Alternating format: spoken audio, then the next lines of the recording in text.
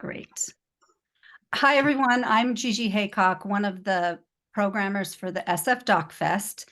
And joining me today is our directors, Jonathan Olofsky and also Elizabeth Day, and the main character and champion grass dancer, Delwyn Fiddler Jr. So thank you all for coming and speaking about your film. Hello, hello, hello.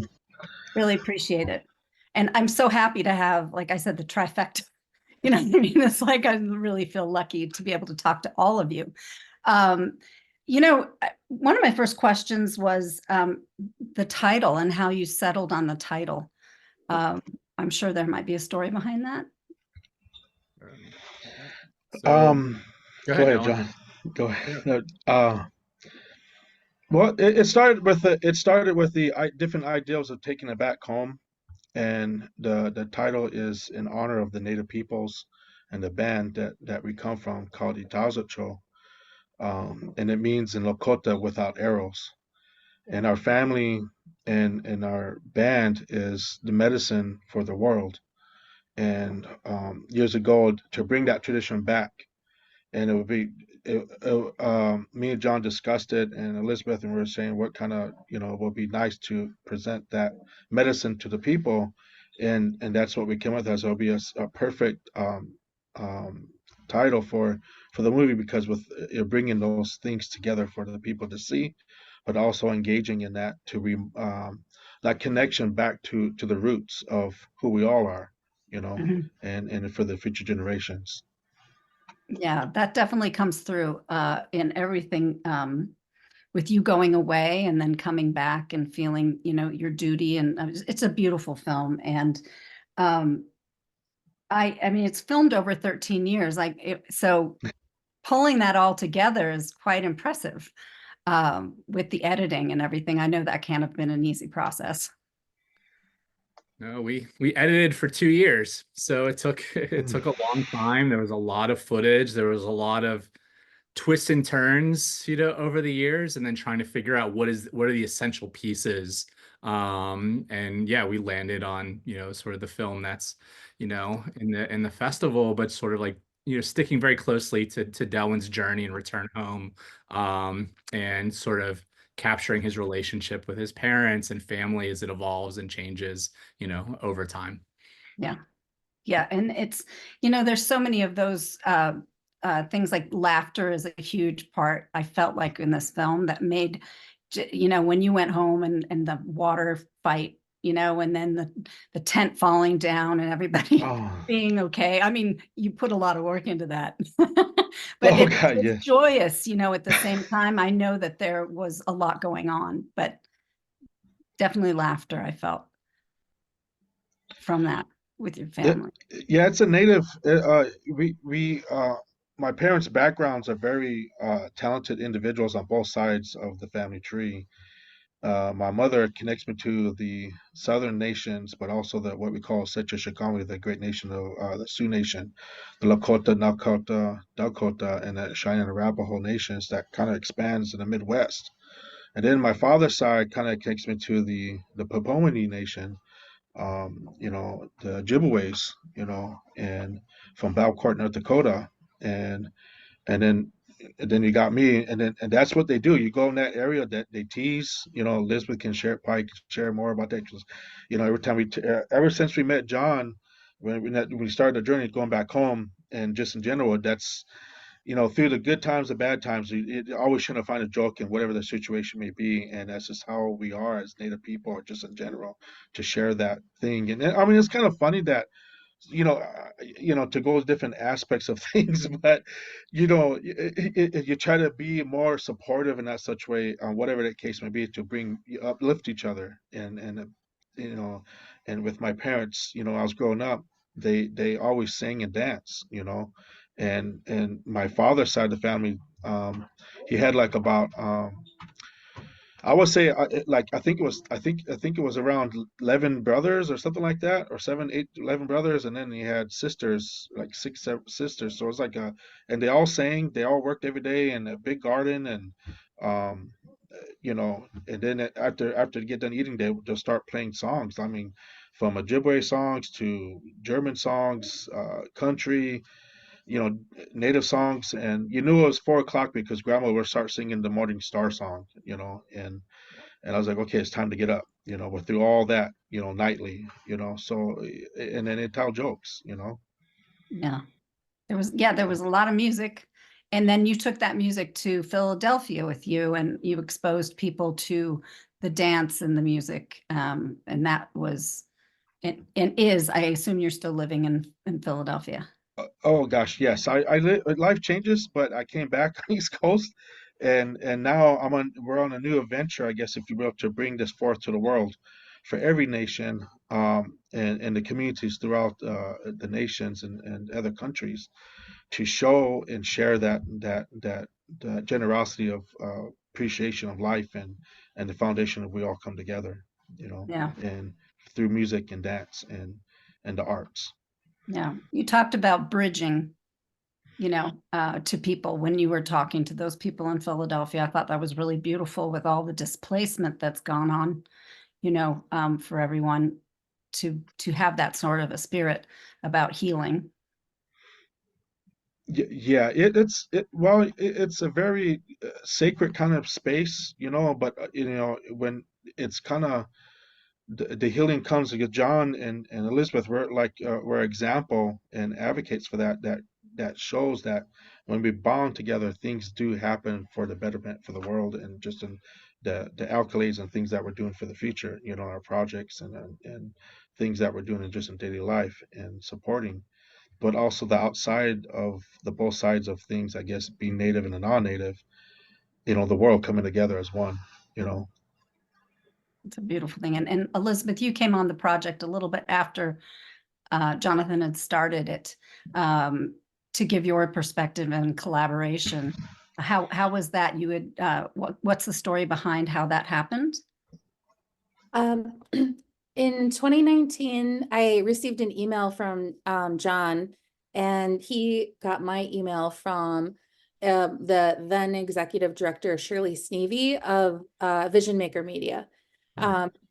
And Shirley is such a force, and I just respect her so much that when an email comes from Shirley saying you should talk to this person, you go, okay, let me talk to him. And I was finishing up work on my last project as a producer called Blood Memory when John got in contact with me. And we started with emails and phone calls, and John sent some footage of the Without Arrows that he had done. And I'm Ojibwe from northern Minnesota, from the Leech Lake Band of Ojibwe. And that's where my parents still live. And so I was up in northern Minnesota visiting my parents and just chit-chatting with them. And I said, hey, Dad, do you want to watch some footage with me? I think I might work on this next project. I'm not sure. Let's take a look. And it was footage of the tent scene. And the moment that tent fell down, I was like, yes, I need to be a part of this project. And that was the fun part. Jonathan's cinematography was such a joy to edit, to work with. So all those were the fun parts. And then for me, what is so important is representation of Native Americans in media and cinema. And this was an opportunity to really highlight a family doing incredible things with an authentic lens, with a Native perspective, and just really letting the Fiddler family shine and do what they do was really was a huge motivating factor for doing this project and coming on and helping however I could help let the Fiddlers tell their story. And Delwyn is such a natural and in front of the screen and a performer, and it's fun to just watch him go. Yeah. Yeah, and I thought it was so cinema verite in a way to me. John, I didn't know you were there really necessarily. It was so beautiful, but the what happened inside the house and just the interaction with the family, and then especially bringing it forward and carrying on a legacy and showing that to the younger people was really remarkable to see, and your daughter being part of that. That part of the film was really touching, that she was able to go there and experience that history and that legacy. Mhm. And I'm curious about how the Tree of Life, it's Paza, that from your mom, she wanted. I mean, it's amazing legacy that you go back occasionally and do that. Yes, well, through the pandemic, for over the years as traveling, I got invited by the military in different places to perform for delegates throughout the world. Um, and through that process, my mother's always saying, well, wanted to find out what was out in the world, because the information, the general um, native people in the country don't have no such thing outside world of things, even though they have a phone or computer, but the knowledge or that connection of things that they want to do is not there. Even though the so-called services are there, but there's nobody engaging advocacy for those kind of things. So she said, well, with this information, I want you to go out there and share that and trying to create this. And for years, I mean, John can contest to this. I trying to create something, and finally, I met a friend of mine, Maria, and over here when I came back to the East Coast, and she says, I asked her, I said, can you help me register this? Or how does this go?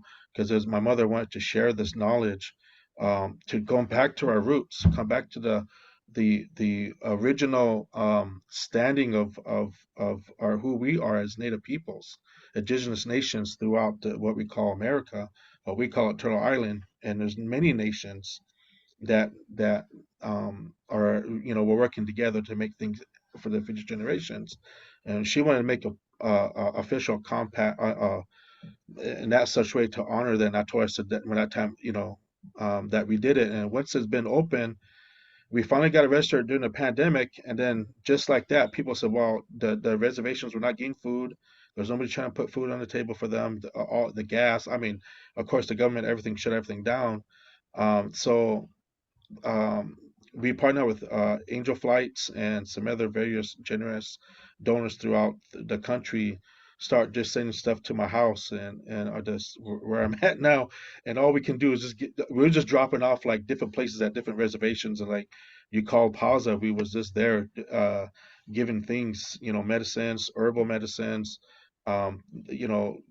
medical supplies and food. Like, I mean, we went to like several times, giving I mean, a huge old truck, and it's unbelievable to see that in action, actually just not talking, but actually doing it, and experiencing that.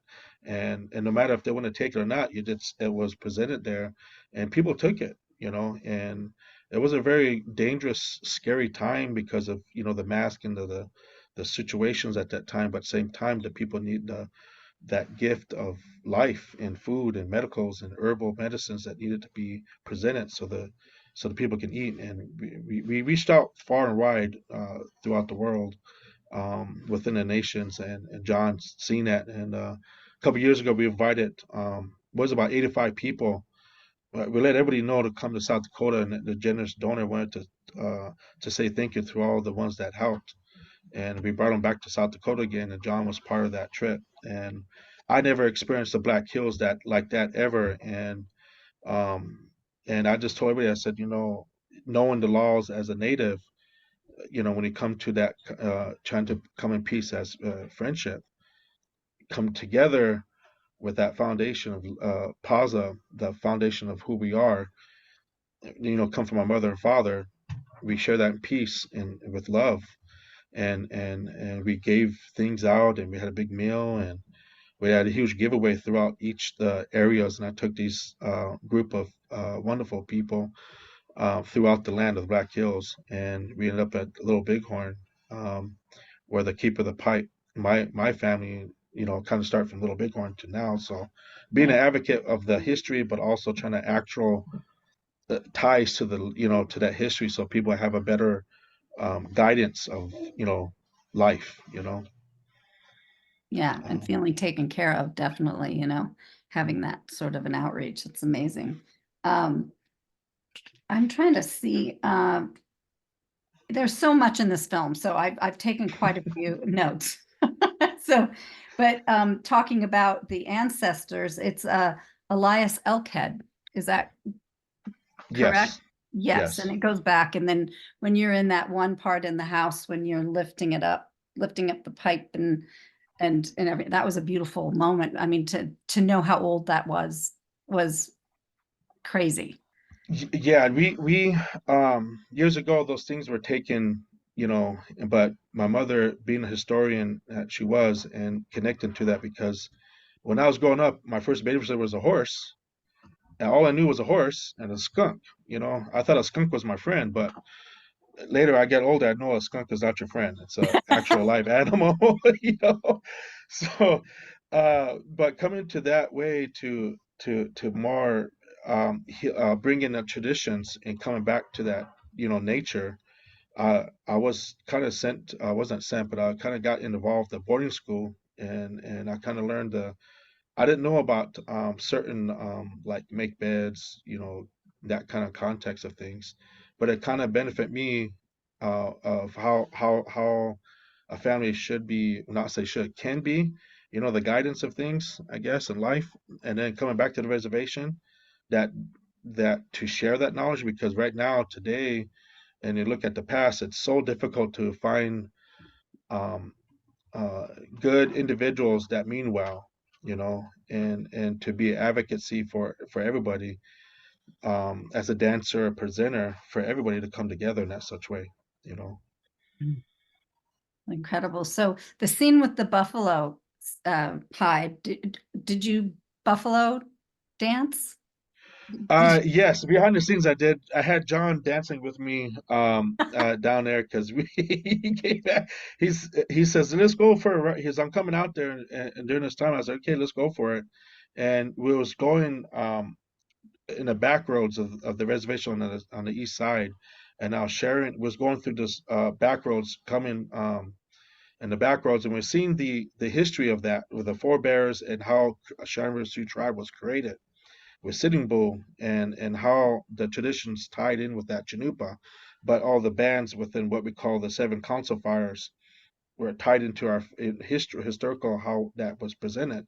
And as we was going, um, you never know. You have to put a request in for a buffalo, and maybe there's a chance. And for years, I was like trying to get a buffalo, and then next thing you know, there was a buffalo running, through his fence, like he was driving down the road. And John was like, "Man, this is crazy. This is like, look at this buffalo just breaking fences." Next thing you know, we hear a shot, and then 5 minutes later, just 5 minutes was on this hill that if we go there, it tells you the history of the two nations, the two bands that were camped there and stuff. And we was there looking at it, and next they get a call from the tribe saying the parks, it's like, come, you only got an hour to come get your buffalo, and it's ready, you better come. And I was like, wow, John, we're going. And that's what you seen right there, straight up. We just like, it was cold. John was, I never seen John, I don't know. I felt like we was like in a movie scene of like, a little big man, wait, in the winter scene, like, or a man called horse or something like that, just in the cold. I have to give it to him because that took a lot of courage just to, to hold the camera, and icicles on his hand. I mean, it was crazy. uh, and I'm trying to hang tough with my little gloves, and Yeah. but I learned a lot that day, that when your relatives know that there's a buffalo available, they will come and help you take care of, next, I said, look, if as long as I could just have the hide and the skull for prayers, that's all I need. The rest can go to the people for food or what have you. So that's what they did. Wow. You know, it was a crazy day that day. Yep. Um, There were a lot of cold scenes in there, I'm just going to say. So I think you all were cold. Jonathan, you probably cold a lot. They're beautiful with the horses on the road and all that, and how important the horses were to your father, especially. That's also a wonderful and beautiful part of the film, teaching about those horses and saying, well, this one's 20 years old, or, it was, you just get those little insights into how your family is you know, and it was really, really wonderful. And is there any, I mean, I feel like this film and what you were saying, Elizabeth, about wanting these stories to be told about Indigenous and Native American people and getting it more in the media and things. And this is definitely a step in a good direction. Is there any other sort of projects that you all are working on in order to also put it out there? I know, yeah, so.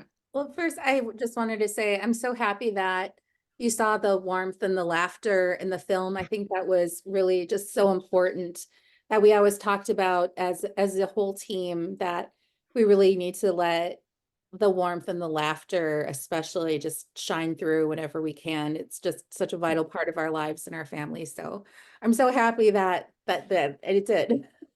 Absolutely. Yeah. It absolutely did. I have a fun project I'm working on next.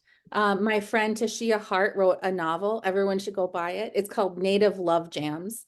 It's a Native rom-com, and it's set on a fictional reservation in northern Minnesota called Rainy Bay.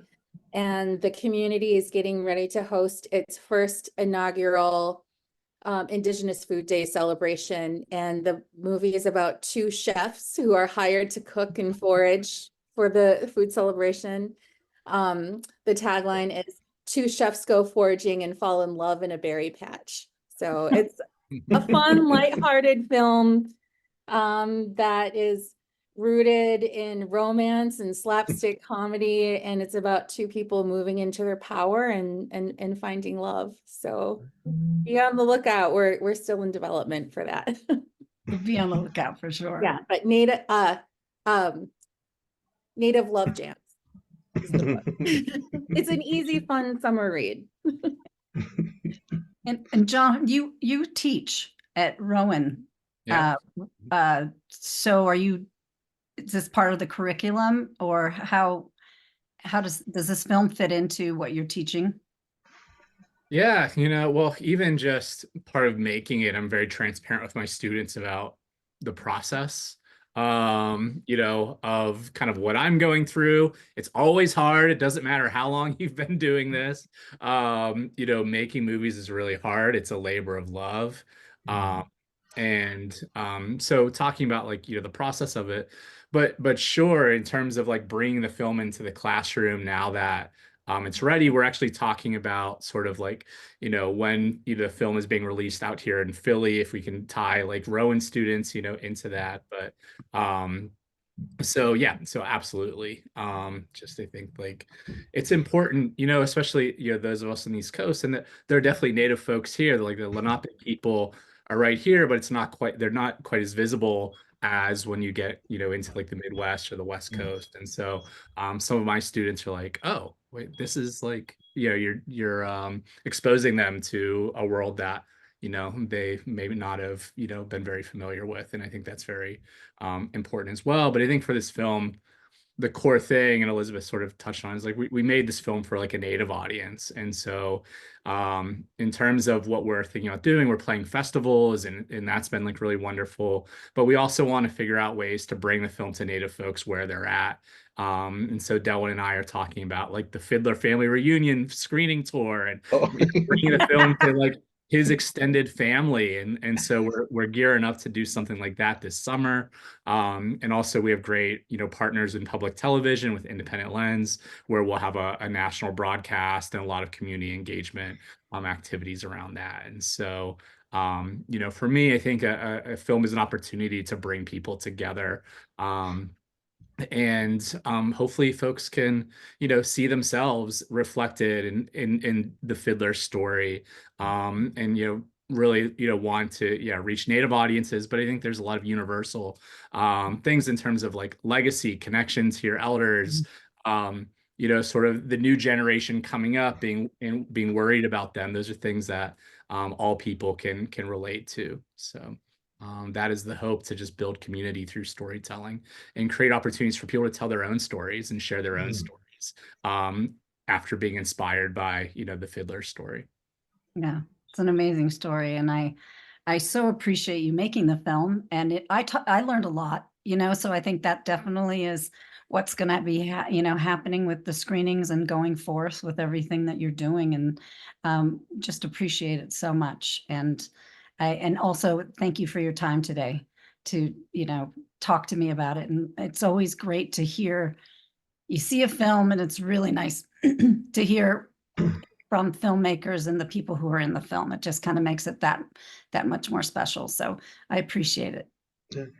I have we have a project I'm working on now, that we talked about last time we seen each other in person. We talked about the younger generation to bring my daughter and my niece together in a feature, but also my family history of the white buffalo and the ties to that. And also we got invited to be part of this other project, Sacagawea, telling her story and sharing that on a world scale, and Moondrake that we got involved with as well. So it's in the process of development as well.